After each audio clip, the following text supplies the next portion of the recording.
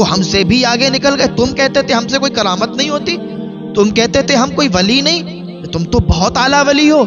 ہم لوگ دعا مانگتے تو 3 سالن 3 روٹی آتی ہیں, تم نے دعا مانگی تو 6 سالن 6 روٹی. امام جعفر صادق فرماتے ہیں میں نے خواب دیکھا, اور خواب میں کیا دیکھتا ہوں کہ ہمارے گھر کے سارے لوگ ایک جگہ پر بیٹھے ہوئے ہیں, تو حضور پاک صلی اللہ تعالیٰ علیہ وسلم بھی تشریف فرما ہے.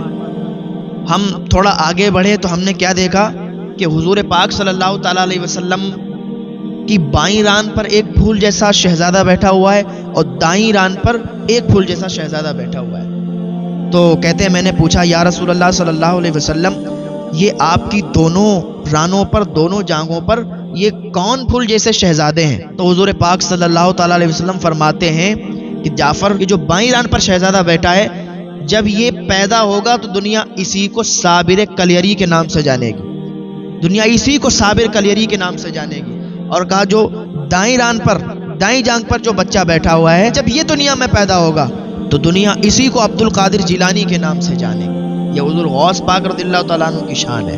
حضور غوث پاک رضی اللہ تعالیٰ عنہ تو آپ کے ہاں کھانا پکانے والا اور کھانا کھلانے والا بھی ہے, اس کی بھی بڑی شان ہے, اس کا بھی بڑا مرتبہ ہے. تو ایک شخص تھا جو حضور غوث پاک کے مہمانوں کو کھانا کھلایا کرتا تھا, تو اس کو یہی لگتا تھا کہ یار میں اتنے سالوں سے یہاں کھانا کھلاتا ہوں تو مجھ سے کوئی کرامت تو ہوئی نہیں, مجھ سے کوئی کرامت نہیں ہوئی ہے.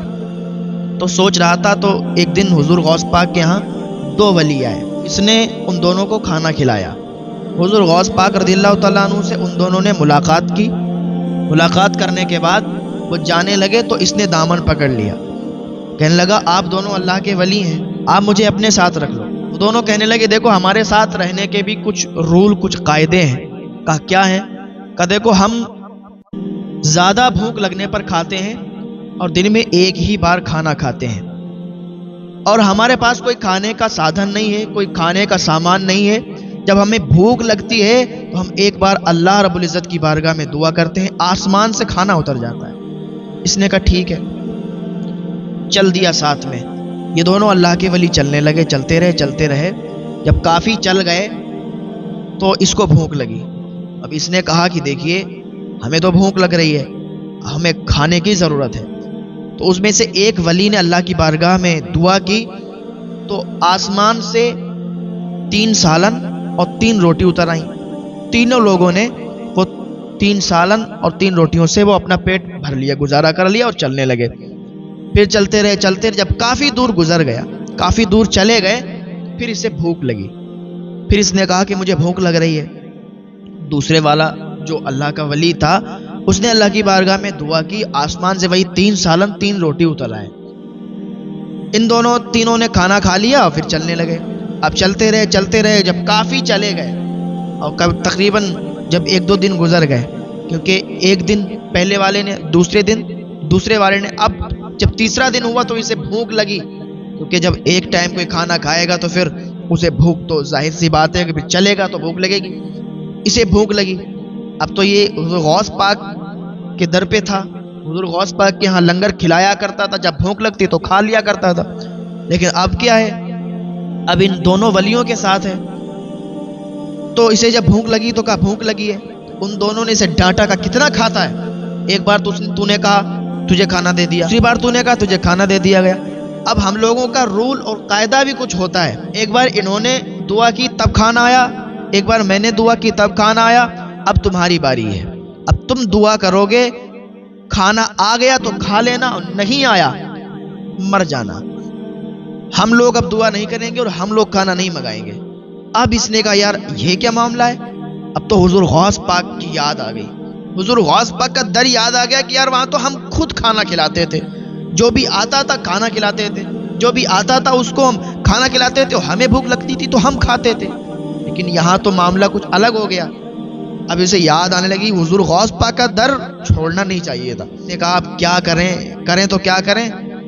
اللہ کی بارگاہ میں ہاتھ اٹھا دیے, ہاتھ اٹھائے, ابھی دعا پوری نہیں ہو پائی تھی کہ جو 2 ولی ساتھ میں, تو کیا دیکھتے ہیں کہ ان دونوں ولیوں نے جب دعا مانگی تو 3 سالن 3 روٹی آئیں, لیکن جب اس نے دعا مانگی تو 6 سالن اور 6 روٹی آئیں. ان لوگوں نے دعا مانگی تھی 3 سالن 3 روٹی اتر رہے تھے، لیکن جب اس نے دعا مانگی 6 سالن اور 6 روٹی اتری۔ اب اس نے جب دیکھا کہ ارے ہم سے کرامت ہو گئی، 6 سالن اور 6 روٹی اتر آئیں۔